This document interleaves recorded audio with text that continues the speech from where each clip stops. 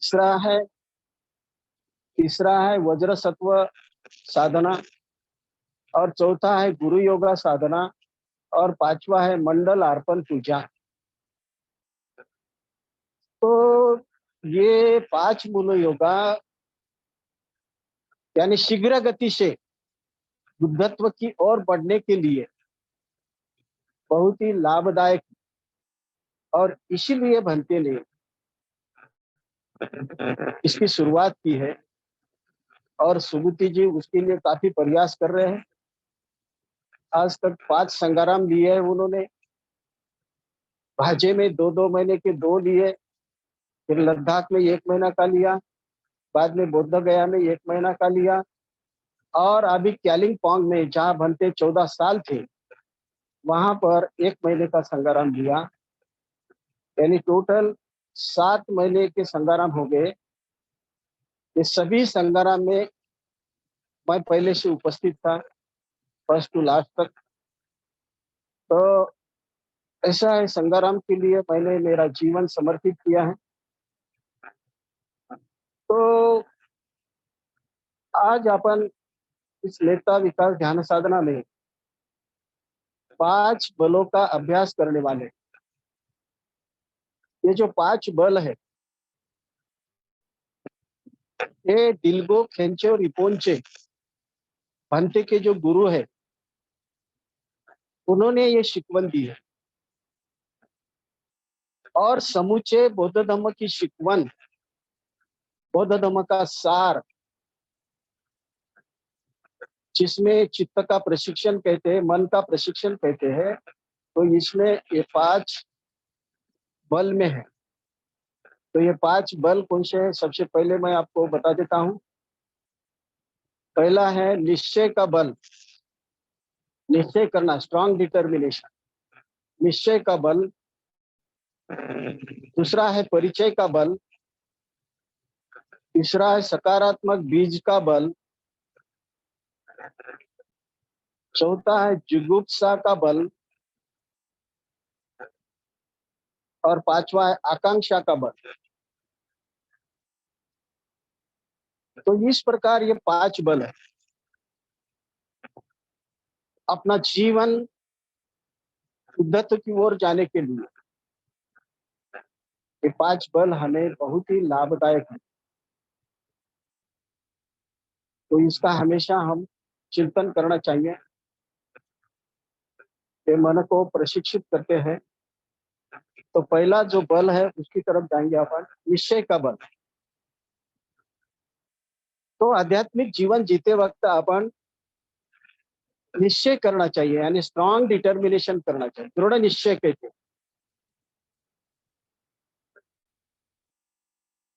तो क्या कहते हैं? Nothing is impossible if you try. अपन यदि प्रयास किए तो इस जीवन में, इस जगत में कोई भी चीज असंभव नहीं है। और इसलिए आध्यात्मिक जीवन में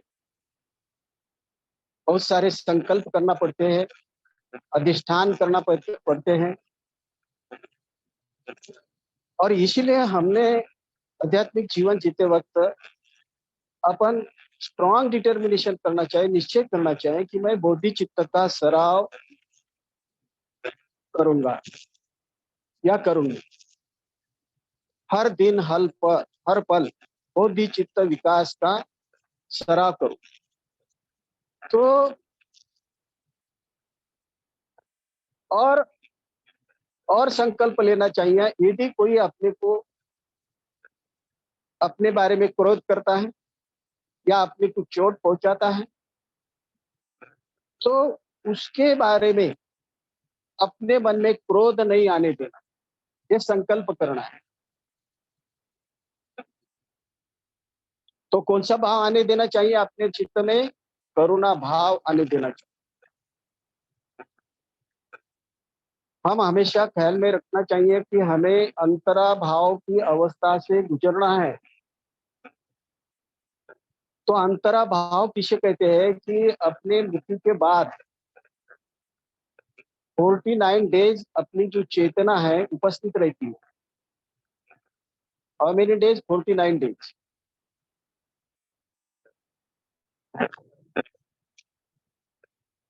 तो ये जो चेतना है अंतर भावने शांत चित्त से रहती है। कब रहती है? जब अपन बोधिचित्त विकास साधना करते हैं, जब अपन बुद्ध की साधना करते हैं, बोधिसत्व की साधना करते हैं, तो अपने को बहुत लाभ होता है। नेक्स्ट लाइफ, नया जीवन, बहुत ही अच्छा उच्च कोटि का जीवन प्राप्त करने के लिए हमें उसका लाभ होता है।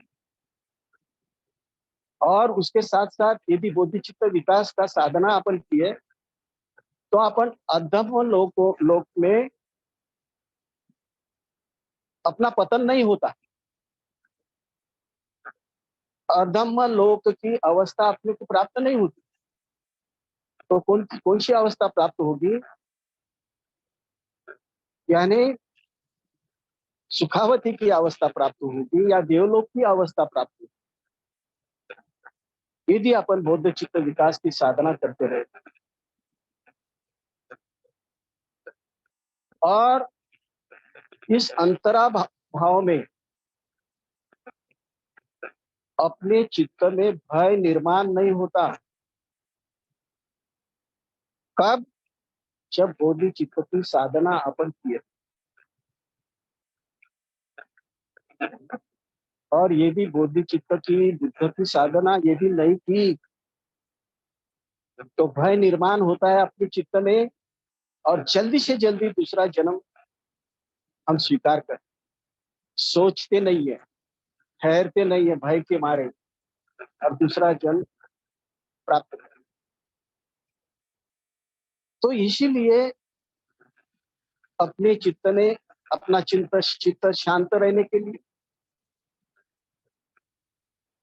और बहुत ही अच्छा जीवन प्राप्ति के लिए अपने को बोधि चित्त विकास ध्यान साधना करना है, गति साधना करना है। और ये जो दूसरा जो बल है, परिचय का बल, तो इस परिचय का बल में जैसा कि प्रारंभ में हम जब ध्यान साधना करते हैं तो बहुत कठिन लगता है प्रारंभ में। यदि अपन ध्यान साधना निरंतर से किए तो अपन ध्यान साधना में गहराई में जा सकते हैं। मुझे भी ऐसा ही प्रारंभ में लग रहा था ध्यान साधना करते वक्त, लेकिन अभी तो ऐसा लगता है कितना भी समय बैठे कोई भी डिफिकल्टी न आते हुए उस ध्यान साधना का आनंद ले सकते हैं, ले सकते हैं। जैसा क्लियर नीला आकाश रहता है वैसा चित्त अपना बन जाता है और उसमें आनंद लगता है ध्यान साधना में। तो इस क्या ये जो धम्मपद है, जो झाइनो साततिका निच दड़ परवता कुसंति धीरा निपान योग क्षमा अनुभव। जो ध्यान साधना निरंतर से करते हैं, सातत्य से करते हैं, कंटिन्यूअसली करते हैं, वो मानव बहुत ही प्राकृतिक होते हैं और वही बुद्धत्व प्राप्त कर सकते हैं। तो इसीलिए ध्यान की निरंतरता, ध्यान से परिचित होना, ध्यान में एक रूप होना, ये बल अपने को प्राप्त होता है, परिचय का बल प्राप्त होता है। एक कहावत है, उसी कहावत है, ऐसा कुछ कुछ भी नहीं है जिसके हम आदि नहीं हो सकते। एक कंजूस आदमी था, वो भगवान बुद्ध को मिलने के लिए गया और भगवान बुद्ध को कहता है किसी को दान देने में मेरे मन की उदारता नहीं होती, मैं दान नहीं दे सकता।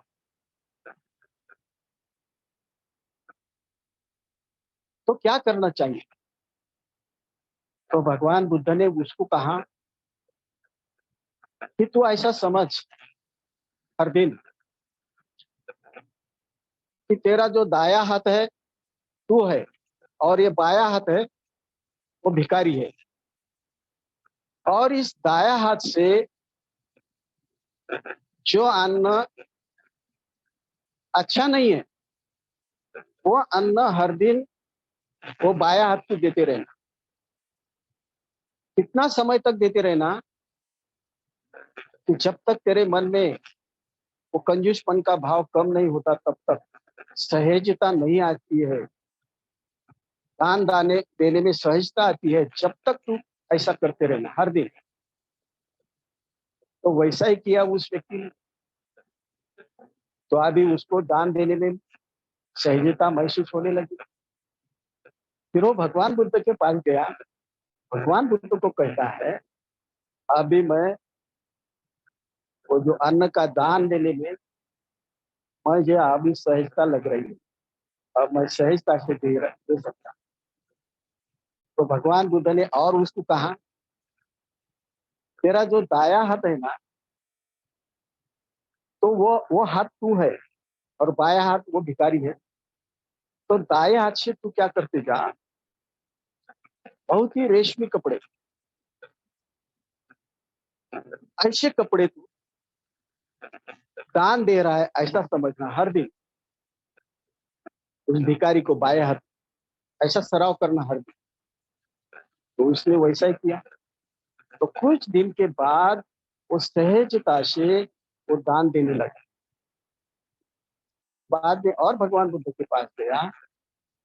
भगवान बुद्ध को कहा कि मैं अभी ये रेशमी कपड़े, बहुत ही महंगे कपड़े भी देने में मैं सक्सेसफुल हो गया। तो भगवान बुद्ध कहते हैं, तो ऐसी कोई भी चीज नहीं है कि जिससे स्वभाव नहीं, कि जिसे अपन आदि हो सकते हैं, तो अपन भी दान दे सकते हैं। तो वो इंसान, वही आदमी बाद में संघ में दाखिल हो गया, भिक्षु बन गया, और बाद में अरंध के मार्ग पर चलने लगा। यानी लोकोत्तर अवस्था उसने प्राप्त की। तो ऐसा जिस स्वभाव से अपन परिचित होते हैं, वो स्वभाव अपने को ऊंचाई तक लेके जाता है, लोकोत्तर अवस्था की तरफ लेके जाता है। इसलिए परिचय का बल बहुत इंपॉर्टेंट है। इसलिए अपन हमेशा चिंतन करना चाहिए, और चिंतन करने से उस स्वभाव से, अच्छा स्वभाव से अपन परिचित होते हैं। और जैसा कि शत्रु के प्रति भी करुणा का भाव विकास करने का अपन प्रयास करना चाहिए, तो अपन एक लोकोत्तर अवस्था प्राप्त कर सकते हैं इस परिचय का बल से। तो जिस प्रकार बुद्ध ने परिनिब्बाण के, महापरिनिब्बाण के वक्त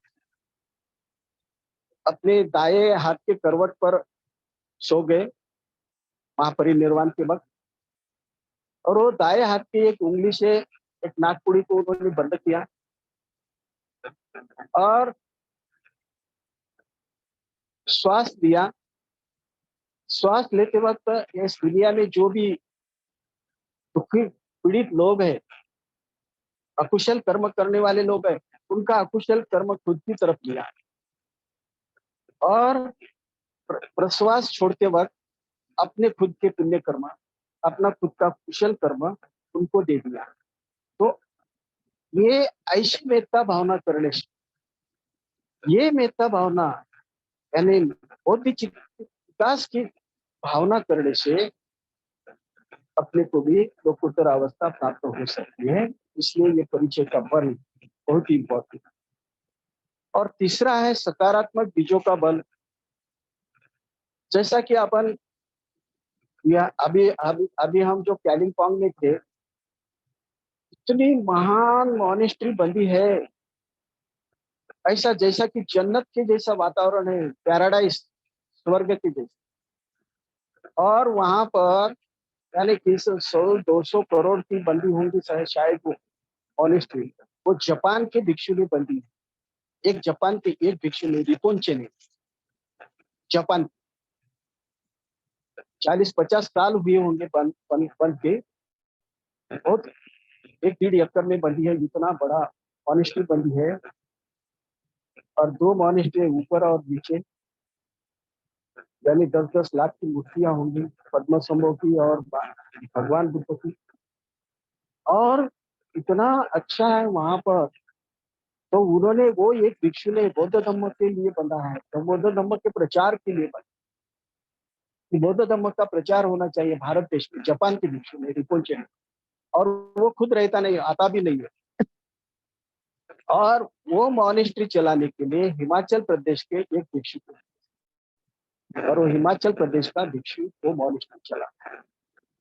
सभी भारत के कहाँ पे भी लोग वहां पर आ सकते हैं, रह सकते हैं। रहने का चार्ज कुछ भी नहीं है, सिर्फ खाने का चार्ज 500 रुपये हर दिन का देना पड़ता है, तो सिर्फ खाने का चार्ज। और अरेंजमेंट इतनी अच्छी है रहने की, जैसा 5 स्टार होटल में ऐसी अरेंजमेंट। तो ऐसा है, धम्म के लिए अपने चित्त में सकारात्मक बीज का बल होना चाहिए।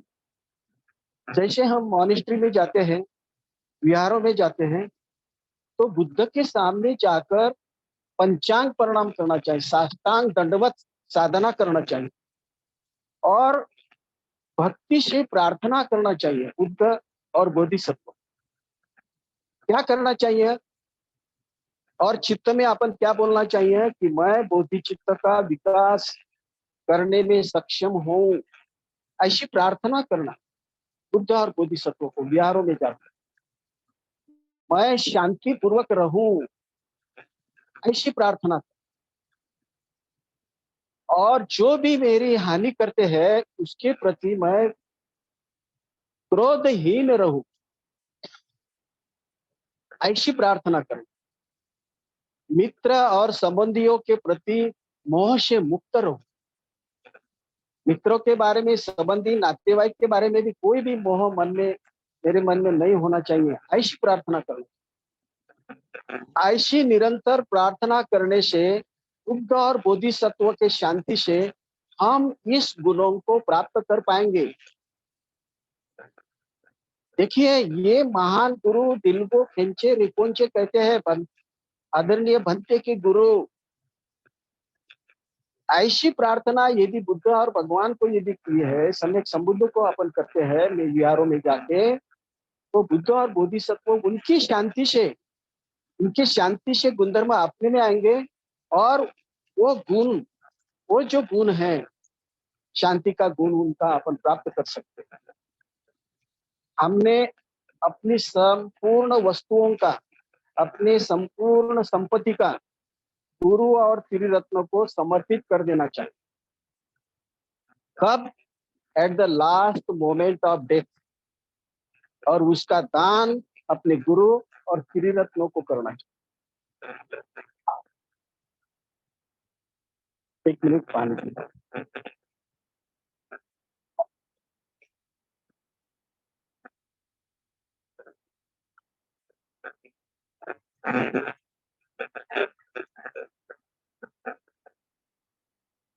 एक बार एक बूढ़ी औरत और उसकी लड़की 15-16 साल की एक नदी के प्रवाह में बहते जा रहे।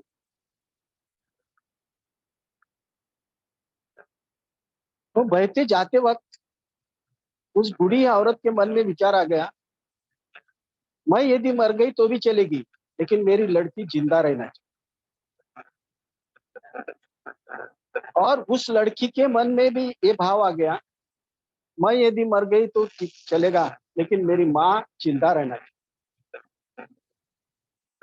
ये भाव जब उनके मन में रहा, लास्ट में वो बह गए और मृत्यु हो गई उनकी। लेकिन उस भाव से उनको सदगति प्राप्त हुई, सुगति प्राप्त हो। तो लास्ट मोमेंट ऑफ डेथ जो भी अच्छा भाव अपने चित्त में रहता है, वो अपने को सुगति प्राप्त करने के लिए मदद करता है। और इसीलिए ये जो सकारात्मक भाव अपने चित्त में at the last moment of death रहना चाहिए। और चौथा जो बल है, जुगुप्सा का बल, यानी अनासक्ति का बल कह सकते अपन। अनासक्त रहना। हम इस जीवन में जो भी दुख झेल रहे हैं, वो क्यों, किसकी वजह से? स्व के वजह से। कौन सा स्व? ये संपत्ति ले रही है, ये नातेवाईक ले रहे हैं, ये इमारत ले रही है, ये गाड़ी है, ये बंगला ले रहा है, ये स्व के बारे में। और इस स्व के वजह से ही अपने को दुख होता है। तो इसीलिए ये स्व छोड़ना चाहिए। सभी दुखों का कारण स्व है, मैं और मेरा मेरा नहीं। तो हमने क्या करना चाहिए? मैं नहीं, मेरा नहीं, मेरा स्व भी नहीं है, ये भाव अपन चित्त में रखना चाहिए। जैसा कि डॉक्टर क्या करता है, एक आधा पेशेंट बीमार हो गया तो उपचार के लिए उसको दवाई देता है। तो ये उपचार के लिए अपने को ये भाव अपने चित्त में रखना है, स्व को छोड़ना है, अनासक्त रहना है। हमने ख्याल में रखना चाहिए कि अतीत में यानी भूतकाल में जो भी दुख अपने को प्राप्त हो गए हैं वो सिर्फ स्व के भाव से, और शरीर को अनमोल रत्न समझकर, संपत्ति को अनमोल समझकर उसके वजह से ही दुख अपने को प्राप्त हो गए। तो इसीलिए अपन क्या करना चाहिए, ये हमारा जो शरीर है उस शरीर को मिट्टी और पत्थर की तरह छोड़ देना चाहिए at the time of death, moment of death. उसका लगाव नहीं रहना चाहिए, अनासक्त रहना चाहिए शरीर के बारे में, संपत्ति के बारे में। क्योंकि क्या, उनके मोह के कारण ही हम कष्ट झेल रहे हैं। तो इसीलिए स्व को छोड़ना, उसको जुगुप्सा भाव कहते हैं, जुगुप्सा भाव का बल कहते हैं। तो इसलिए अनासक्ति का बल अपने को सुख प्रदान कर सकता है। और बाद में पांचवा जो है आकांक्षा का बल, आकांक्षा यानी इच्छा। तो अपन क्या करना चाहिए, गुरु है, अपने गुरु है, त्रिरत्न और धम्म पालों से सहायता की याचना करते हुए उनकी पूजा करना चाहिए।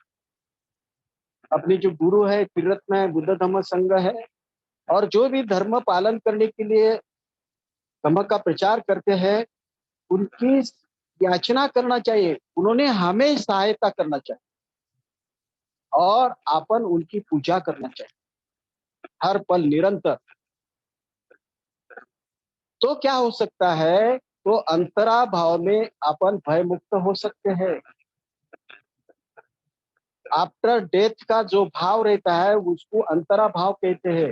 एक नया जीवन और ये डेथ हो गया, तो दोनों का बीच का जो भाव है उसको अंतरा भाव। वहां पे भय अपने चित्त में रहेगा, अपना चित्त शांत रहेगा यदि अपन ऐसा किए, गुरु और त्रिरत्न के प्रति उनकी पूजा करते रहे। अपने और अपने मन में ये भाव रखना चाहिए कि मैं अपने आगामी जन्म में मुझे बोधि चित्त का आशीर्वाद प्राप्त हो, ऐसा भाव मन में चित्त में रखना चाहिए।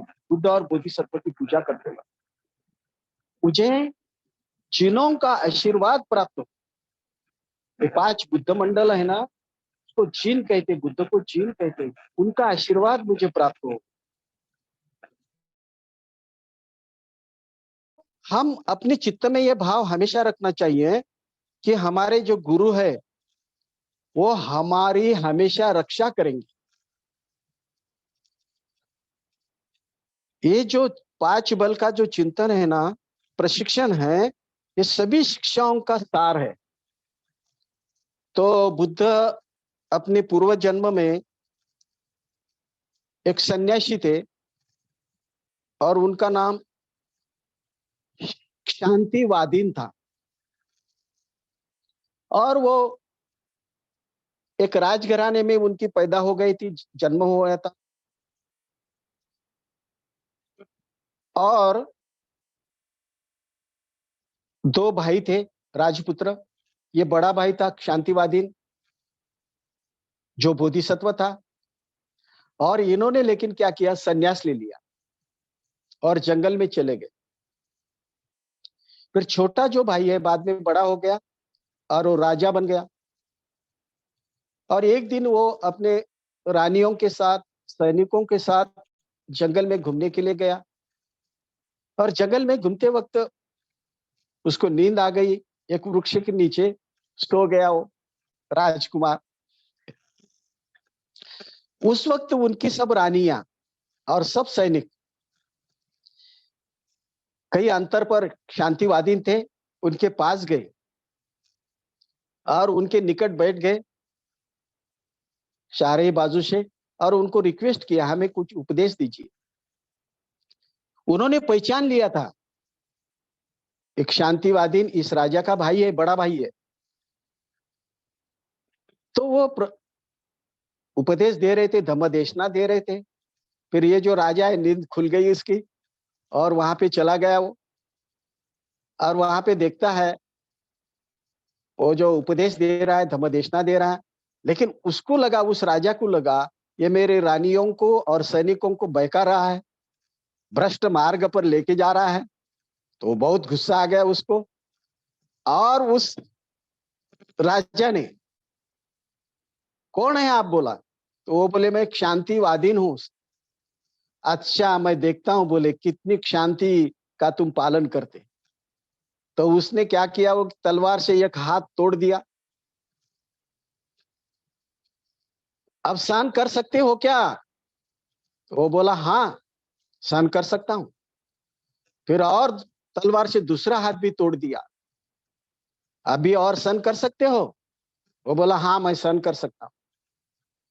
फिर बाद में उसने उसका गला काट दिया तलवार से।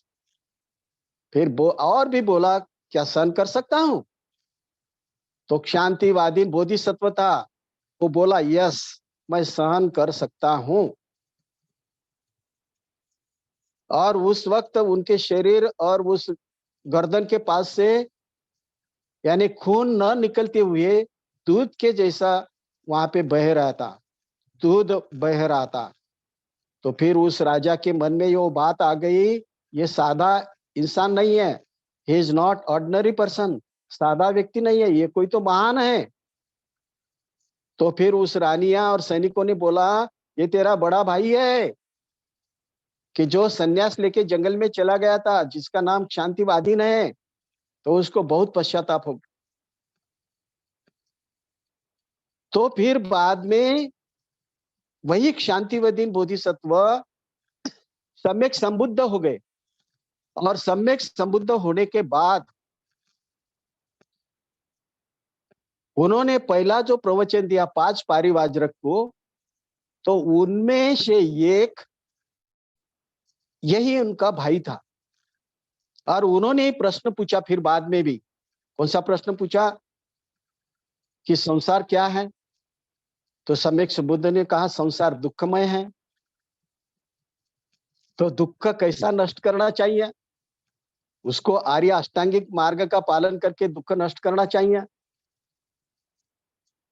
तो ये सब प्रश्न पूछने के बाद, उसका जवाब देने के बाद, वो भी उसका जो भाई था पहला, अभी ये 5 पारिवाजक में था, और वो भी अरहंत बन गया। इसीलिए ये जो 5 बल है मन को प्रशिक्षित करने वाले, तो ये 5 बल हमने निरंतर अपने जीवन में हर दिन उसका चिंतन करना चाहिए।